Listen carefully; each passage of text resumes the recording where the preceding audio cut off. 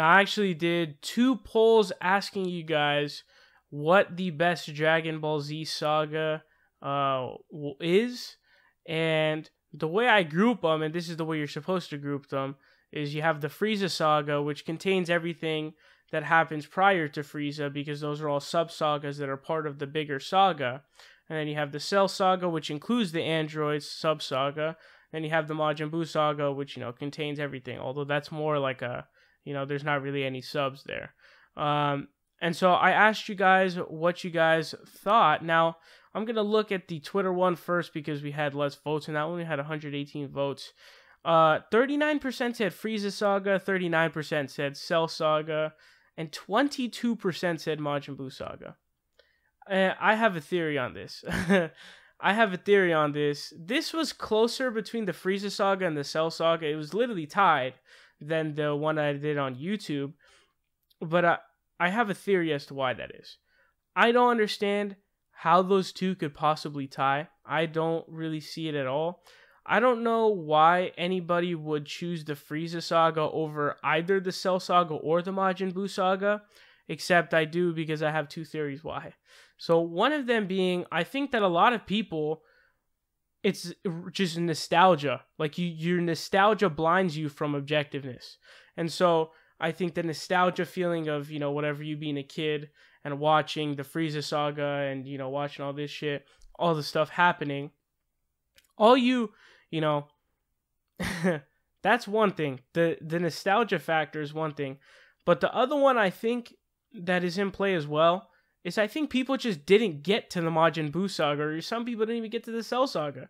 Because how could the numbers be so skewed from the Frieza Saga to the Majin Buu Saga?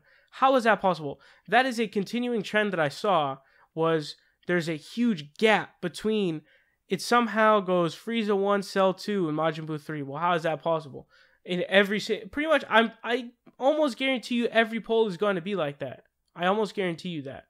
And I think it's because, number one, nostalgia, and number two, people just didn't get to the Cell or Majin Buu Saga.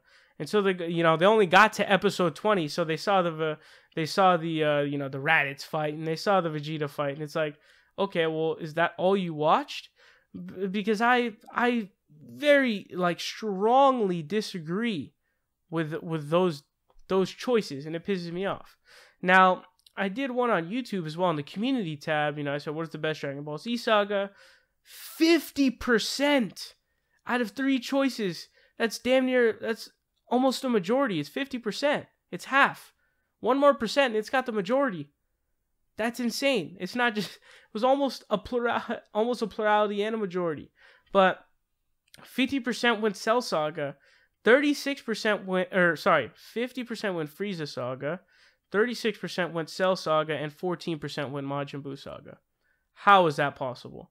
How on earth is there a 50 to 14 difference? And this is what I'm talking about.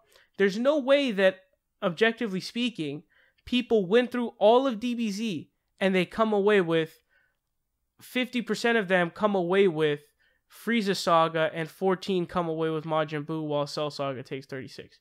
I don't understand how that's possible. And there's only 2 explanations for that. 2.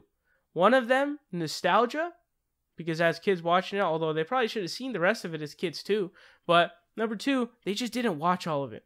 Because there's no way only 14% are going to Majin Buu, assuming that, the people watch the whole fucking thing. Because in my opinion, the Frieza Saga is the worst of all of them. First of all, it has a lot more talking than fighting, as in the other sagas, and it's really, a lot of that saga is just them, I was watching some episodes with my friends, and I was like, man, I can't even get through this. I mean, they're just flying to Namek, and it's just this boring ass shit, and it's just, you don't even get the real dopeness of Dragon Ball Z until the later sagas, because you don't get, you get Super Saiyan 1. That's it. That's the biggest thing you got. SSJ 1. That's what you got. Now, obviously, there's Kaioken and there's other, power-ups and shit. Cool. Not that cool to me, honestly. It really isn't that cool to me. It really isn't. I mean, really, the final Frieza fight was cool. That was cool. I'll give you that. The Saiyan Saga fight was pretty cool too. I'll give you that as well. That was pretty cool. That was pretty cool. But it doesn't touch, for me, that fight to me doesn't touch Gohan versus Cell. That doesn't touch that even close for me. I mean, that doesn't touch a lot of the fights for me, in my opinion. I mean, I think even like the whether it be the Goku Cell fight or whether it be Vegeta versus Goku the second time around, I mean, just all, dude, because I was just watching some of the Majin Buu Saga episodes and I was like, man, they did an amazing job at creating, right from the jump in the saga, they did an amazing job creating this sense of chaos and this sense of, holy shit, look what's happening, look what's going on, it's really crazy. They really did a good job of that. It's almost because, it didn't follow the same structure of, oh, we're going to have all the good guys versus the bad guys. Because what happens is who you perceived as the good guys, well, case in point being Vegeta, he turns in the beginning anyway, he wants to fight Goku and he turns Majin on purpose. And so you take one of the in guys and you essentially neutralize and actually aid the other side instead, because obviously you get Buu hatched through that.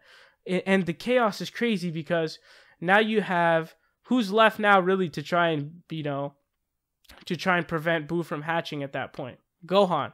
And I don't agree with how weak they made Gohan. Like, if you saw him, he got hit once by Majin Buu. He got hit once and he couldn't get up. Really, bro? You're telling me he gets hit once? But let's not get into that. All you have left, Supreme Kai, who's weak, and Gohan to do it. So you've essentially neutralized everyone, because Piccolo's stone, Krillin is stone. So now that's all you've got. You got two dudes, one of who is very, very weak. I don't even know how strong, the Supreme Kai is. He sucks. And Gohan, who's SSJ too, but apparently they make him weaker than a baby, because he gets hit once by Majin Buu and he's done for. He's done-ski. It's it. It's a wrap for him. I don't understand how that's possible. In my opinion, shitty writing. But where am I getting with this? Oh yeah, sorry, blanked. The point being, the utter chaos of the beginning of the saga, and then all of the character development that happens, and all of the different dope things in the Majin Buu saga and Dragon Ball Z, whether it be, Gotenks was really tight, Majin Vegeta was really tight, Vegito, I mean, come on, man, Mystic Gohan, all of the different stuff was unbelievably lit. It was unbelievably lit. One problem I have with the Buu saga is how they underscored Piccolo so much, but we won't really get into that. But for me, the Cell Saga is number one. And I don't know how you guys don't come away with the same opinion. Although I will say this.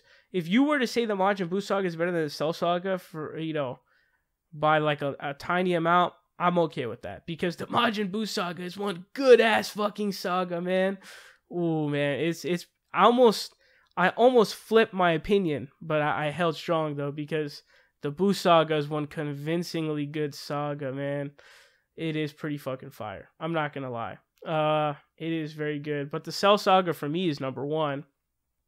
Just through, you bring back Mecha Frieza and kill his ass, and then you got all the crazy complicated time travel shit. And you have Future Trunks is a dope ass character too. You have Vegeta going Super Saiyan. They really confuse the shit out of people for Super Saiyan levels, because you have Ascended Super Saiyan, you have Ultra Super Saiyan, and then you have the Mastered Super Saiyan, and then Super Saiyan 2.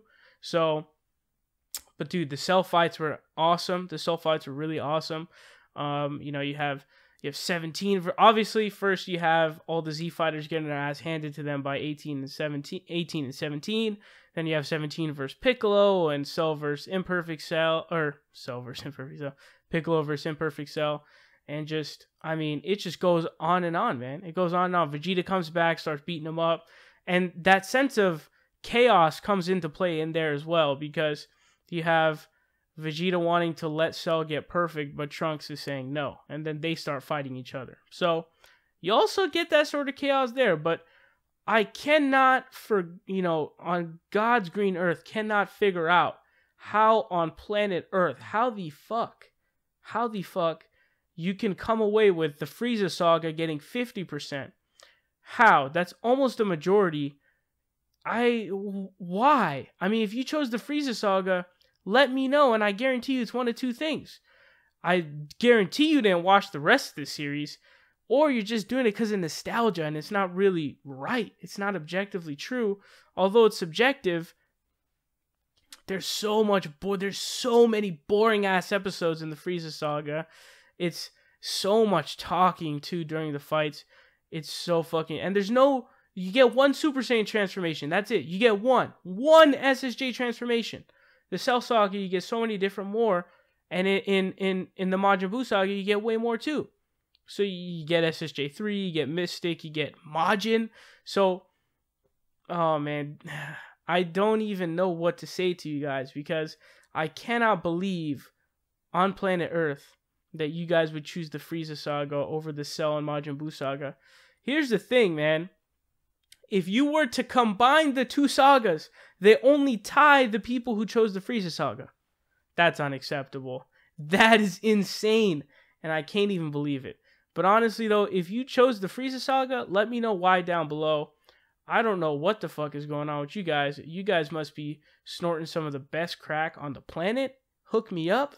But Frieza Saga is not the best. Not even close. It's the worst by far. Easily.